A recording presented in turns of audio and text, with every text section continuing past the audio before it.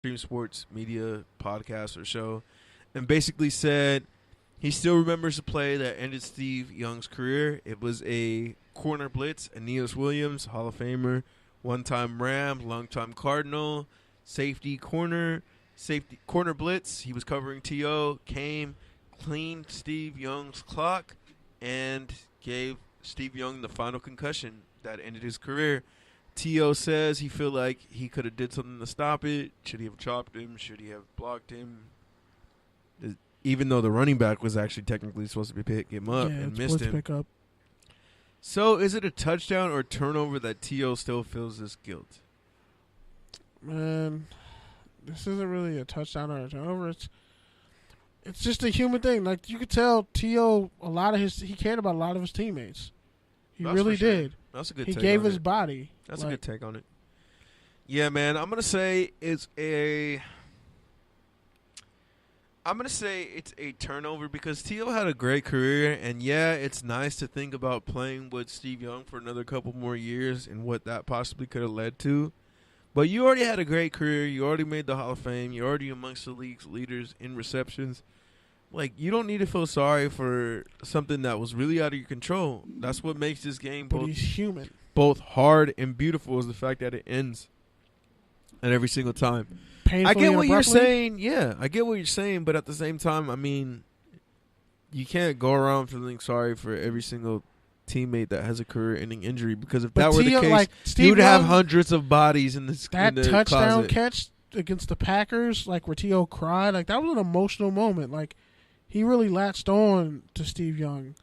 And shit, man, like something like that. Yeah, like I remember the dude who injured me in high school, even though he talked shit about me after the fact. Nobody cares. No, like high school he cried hysterically, like when he first saw me, after I got the cast put on and everything, because I got injured like the last day of Hell Week, and he felt bad. So like in situations like that where it's like, yo, it's a football play, shit happens. People have that, like he carries that with him. He's the kind of guy where he carries a lot of shit with him. So, all right, man. You want to give your one on Hugh Jackson? Can you do it in a way that's a touch where it makes sense for touchdown or turnover? Okay, so we're gonna say Browns Gate. So, touchdown or turnover? The Browns firing both Hugh Jackson and Todd Haley. Yeah, I'm gonna say it's a touchdown because I feel like Hugh Jackson was going to get fired anyways at some point, regardless of what he did, unless he was going to take this team to the playoffs, which, I mean, it was a possibility. They could have easily been 4-2, but they lost too many close games, and I felt like Hugh was always going to be the sacrificial lamb, and the fact that he took Todd Haley with him is good because hopefully that's one less white OC who's going to be rehashed. Shout out to Mike McCoy, wherever you are. If you get a job next year, I'm going to be thoroughly pissed because that'll be 3 years in a row you got fired mid-season. So how do you keep getting jobs? Not that I'm trying to take money out of your pocket, but at least go to the college game. Which, by the way, Hugh Jackson would be a great college coach. I really think Hugh Jackson would be an awesome college coach. You actually have He'd be able to recruit. He'd be able to have control. He might actually have longevity and support. I mean, we've seen... He got fucked twice. Oakland and Cleveland. Let's be honest. I mean, look how long... a dumpster fire. Look how long Dave Wanstead stayed in the college ranks. Look how long Dave Wanstead stayed in the NFL. Nick Saban was the head coach at one point. Let's talk about it. But yeah, I think you brought up the point off air that basically Hugh kind of said that he wanted to take Carson Wentz. He wanted to take all these other quarterbacks, but the Browns didn't let him. And so it was kind of messed up that they made him wait. They took Baker, and now some other coach is probably going to reap the benefits of Baker. Which also, I know I'm rambling on this whole issue, but isn't it fucking ironic that Greg Williams is their interim head coach? Like, Greg Williams, That's the dude nasty. who was blackballed Bounty from the gate. league for a full year, like full on dark. That was what he should have been suspended for, though. I think for taking bounties out on players. Yeah, I think Kornheiser said he basically had to wear a disguise when he came back his first year on the sideline, and now He's the head coach of the Browns, and his son's out that probably going to fucking be the ACL. defensive coordinator. It's nasty. So but yeah, I can see man. why you didn't want to fire like the entire coaching staff. But honestly, what's his face, the offensive coordinator? Todd Haley is an asshole, and he's been in it for himself his entire career. Wasn't that great of a head coach in Arizona, if we keeping it a buck. And he honestly, even from Hard Knocks, you could tell like this shit ain't gonna work. He really is an asshole, and he just doesn't respect Hugh Jackson. He's saying guys are hurt. We're gonna like take it easy and not play him. He's like, well, I kind of need my guys. It's like, motherfucker, when you have a chance to run your own head organization as a head coach, you can do it your way. Until then, I'm not going to put my guys and have them injured. He was talking about Duke Johnson. Like, I'm not gonna have these guys injured out here just because you want to practice them to death. That's stupid. All right, so real quick before we wrap it out, it is the mid-season, so make it quick. Like, I'm talking like one sentence answers. Give me your MVP. Give me your biggest disappointment. And give me your biggest surprise. And that could be either a player or a team, and we can get into it more next wewhat But yeah, I'm gonna start with the biggest. She said biggest what?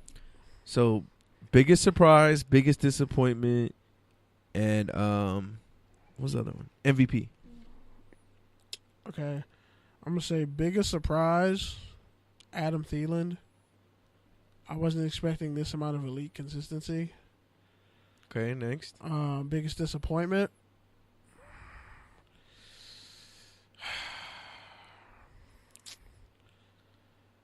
The entire Tampa Bay Buccaneers organization.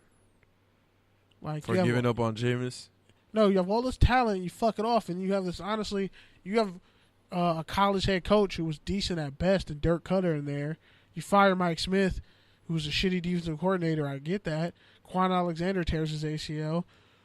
And it's like, bro, you have all this talent to the point where, like, Deshaun Jackson wants a trade because he's not getting the ball and he's being horribly misused in that offense, which he is. Because the first 2 weeks of the season, he was averaging like 35 yards a catch and had like 4 fucking touchdowns. It was literally unstoppable.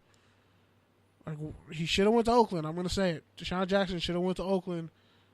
His last 2 stops. He should have went to Oakland because Derek Carr would have got him the ball. But, you know, hey, it is what it is. It's just, an MVP? I'm going to shock you with this one. Cam Newton. I've heard Completing like 66% of his passes. Norv Turner has done a great job with Cam Newton because he's actually flushed out the skeleton of that offense and is actually making Cam Newton a better quarterback, which is something Mike Shula never fucking did. Let's just rely on all these play concepts to burn his legs out and his arm. He's not getting hit as much, and he's still doing it with the fact that his right tackle, Darrell Williams, is on IR. So, and bonus Rookie of the Year. Rookie of the Year? Offense or defense? Either one. I'm going to go...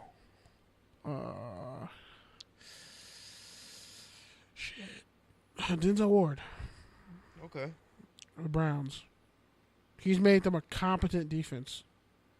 And really, people were like, he might not be the right pick. Turns out, he's going to be a stud. All right, man. So my biggest disappointment this year, I would say, is the Jacksonville Jaguars. Between giving Blake Bortles all that money, between Leonard Fournette's injuries, between Jalen Ramsey looking elite, and then all of a sudden losing his confidence, and really that reflecting to the entire defense, and the fact that, yeah, they're behind the Texans and the Colts, which are both low-key trash teams in the AFC South.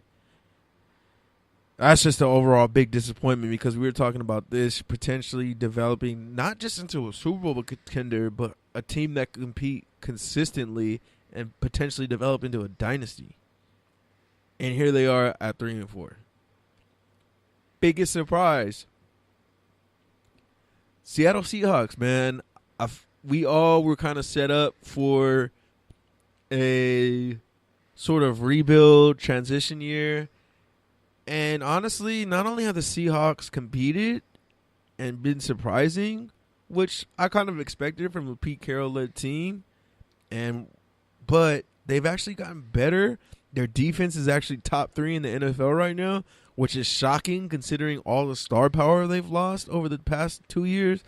Russell Wilson just had like a perfect QB rating where he completed like 70% of his passes, and he's actually throwing the ball a lot, like 60 times. Their running backs, they have a slew of them that have been good in different spots. Their offensive line is mediocre, which is a step up for them. And you take that all into consideration with the fact that we were kind of set expectations that the 49ers and the Cardinals might actually be better than the Seahawks, and that just hasn't been the case. So yeah, I say the Seahawks, and then my MVP, man, it's got to be Todd Gurley. Not only is he on the best team, but he's the best player on the best team. He does everything for them. I was talking to my pops about it when we were watching the Rams-Raiders game at Buffalo Wild Wings, and he thinks he's better than Steven Jackson, just because of some of the highlight plays he can make and that extra gear that he has. He has an extra gear over Gurley, I would say that. So, and he made a great catch in the end zone. If you didn't see it, one-handed catch that I was like, that's like a Marshall Faulk catch right there. Yeah, he catches like a wide receiver. He catches downfield. He's not like Zeke where he catches a lot of screen passes and then makes stuff happen with his running ability. So I get that. And my rookie of the year, I want to say Patrick Mahomes. Yes, I know he's not actually a rookie. We're not doing this NBA shit. Get the fuck out of here. I know he's not actually a rookie. No, I'm not giving all these fucking light skinned dudes passes. No. Fine. It's no. Saquon Barkley. Thank you. Shit. Unwillingly, because I shitted on him a couple weeks ago, which I still shit on him. You shit on Todd Gurley, but you seem to fucking get over it. It was just years ago. Yeah, but other than that, man, this is Touchdowns and Tangent Show. Let's get to our rants before I'm late and get my ass beat. You go first. All right, cool. I got a couple things on my mind. First, Adrian Peterson is better than Earl Campbell. You're petty for waiting until the mic's muted. Yeah, I purposely waited till the mic was muted. Yeah, I just want to point that out, man. That Adrian Peterson is one of the greatest football players we've ever seen. Earl Thomas, I have utmost respect. Earl Campbell. Like Texas players. No, I like Texas players. Literally hate Texas players. I hate most Texas players, but I feel bad for Sergio Kendall. He fractured his skull, never got off to a right start in Baltimore. That was really sad, but I definitely used him on Madden all the time. But Lyman Sweet was fucking trash. That's why I don't trust Colin Johnson. I don't trust Texas wide receivers. Texas tight ends are usually pretty reliable. But shout out to a tweet that was talked about earlier this week. Eli Manning has the pocket presence of Plaxico Burress. I fucking died when I heard that. I died. Shout out to Terry. I love you, man. But I'm telling you, Earl Campbell does not hold a fucking candle to Adrian Peterson. He was an NFL-ready player as a freshman coming out of high school, had almost 2,000 yards rushing in Oklahoma, pretty much carried Jason White to a fucking Heisman ceremony, which he had no business being at. And, you know, he won the Heisman the year before, but, like, he literally, as a freshman, got shut down by an NFL USC defense. But he was so great that he broke his fucking collarbone as a junior, came back to carry a shitty Oklahoma team that Paul Thompson, who was a receiver, converted back to quarterback and almost beat Boise State, the greatest Boise State team ever. Aside from that, I say that Boise State team, Kellen Moore's junior year was the greatest Boise State team ever, but their fucking kicker missed that field goal against Nevada. But yeah, so just Adrian Peterson's better than Earl Campbell. Sorry, get used to it. Another thing I want to say is, man, and Pete, like I was talking to Pete about this before we came on the air, and it's kind of true, man. it's funny. Like